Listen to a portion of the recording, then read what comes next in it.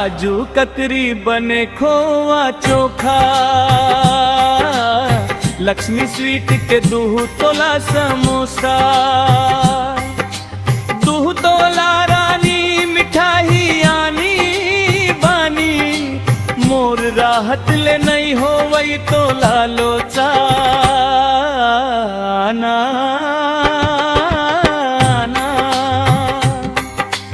2 तोला समोसा ना, 2 तोला रानी,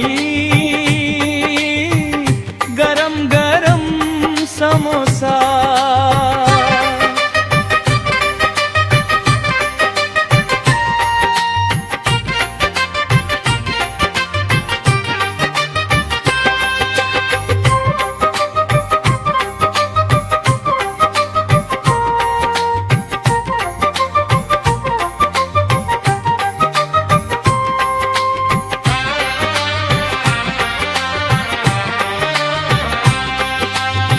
चाय के संग मजा जाही,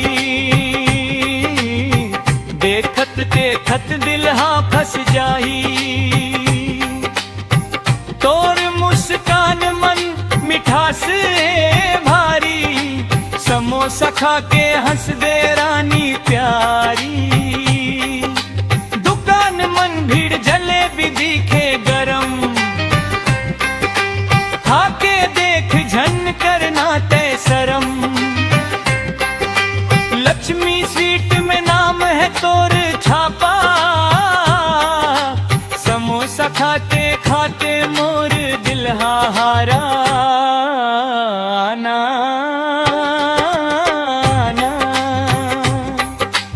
2 तोला समोसा खाना, 2 तोला रानी, गरम गरम समोसा।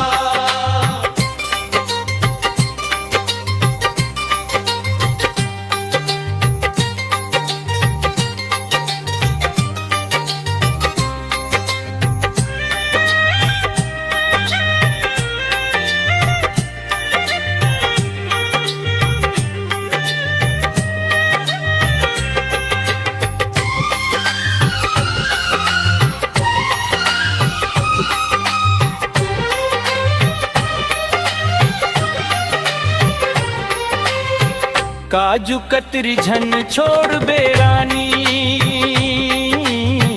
खोवा चोखा ले भर दे खाली,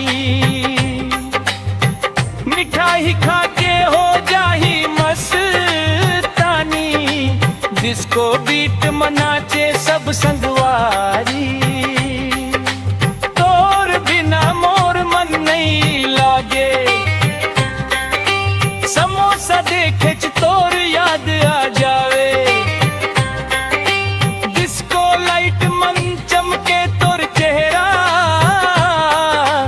तोर बर लिखे हम ये मस्ती भरा सांग सारा ना।